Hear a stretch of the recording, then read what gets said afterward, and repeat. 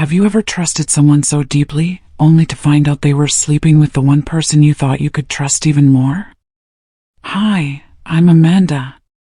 And what I'm about to tell you is the most humiliating, soul-crushing betrayal of my life. My husband left me for my mother. Yes, my own mother. And if you think that's the worst part, just wait. I met James when I was just 22. He was charming, kind, respectful, the kind of man every woman dreams of.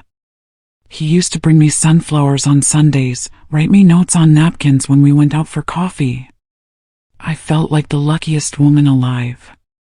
We dated for 3 years, got married in a small but beautiful ceremony, and moved into a cozy house just outside the city. Life felt perfect. Or so I thought. I've always been close to my mom. She raised me as a single parent after my dad died when I was little. She was my best friend, my support system, the one person I believed would never hurt me. I never imagined that both she and my husband would be capable of stabbing me in the heart. It started with small things. James started working late, but his paycheck didn't change. He became distant. He stopped kissing me goodbye in the mornings. Our conversations felt forced. He seemed somewhere else. And strangely, he started spending more time at my mom's house. At first, I thought he was just being sweet. He knew how much she meant to me. I assumed he was checking in on her when I was too busy to visit. I even felt lucky to have such a thoughtful husband. But then, the phone calls started. Quick, nervous ones. He'd rush into the other room when his phone rang. And once, I picked up his phone when he left it on the couch, only to see a text from her. It said, "Last night was amazing. Same time tomorrow?" My heart dropped. My stomach turned. My hands shook as I put the phone back. At first, I convinced myself it must have been a joke. Maybe she meant something else. Maybe I was reading too much into it.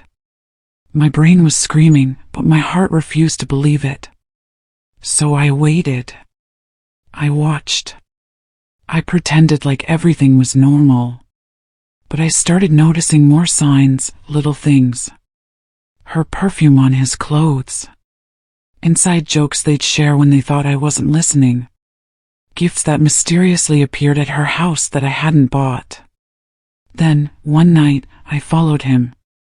He told me he was going to a late-night business meeting. But instead, I saw him drive straight to my mother's house. I sat in my car, parked down the block, heart racing, hands shaking. And an hour later, the lights went off.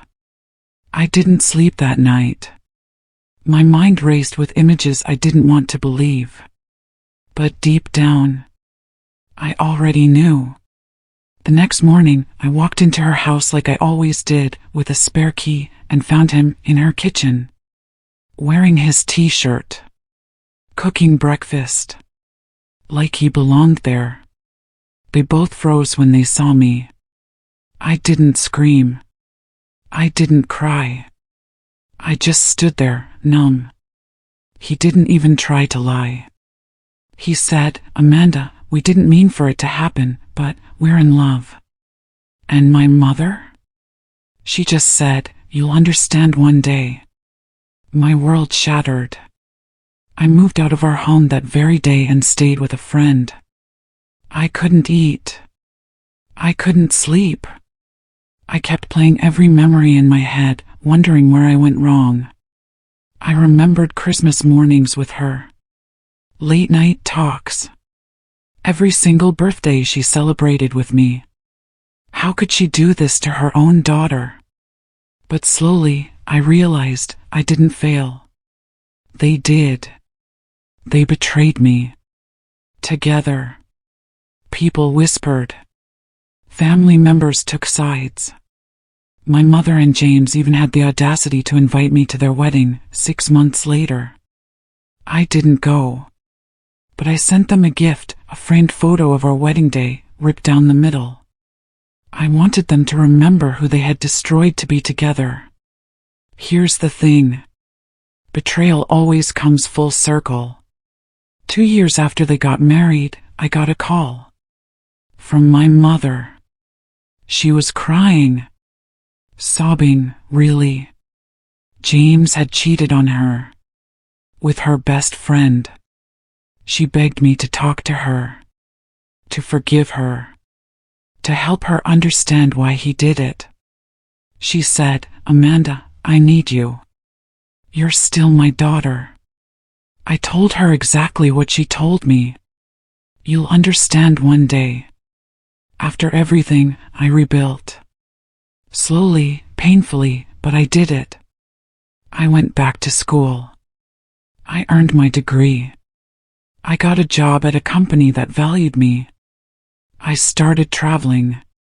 I saw places I'd only dreamed of. I met people who treated me with kindness and respect. Real people. Genuine people. I found a new version of myself. A stronger version. Was it painful? Absolutely. But it taught me something powerful. Blood doesn't always mean loyalty.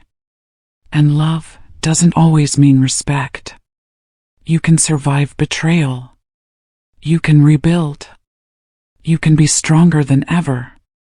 If you made it this far, thank you for listening to my story. Like this video if you've ever been betrayed by someone you loved. Comment the word stronger to show the world you won't let betrayal break you. And share this video with that one friend who always lifts you up when you're down. Because no matter what life throws at you, you deserve love, loyalty, and peace. Stay strong. Amanda.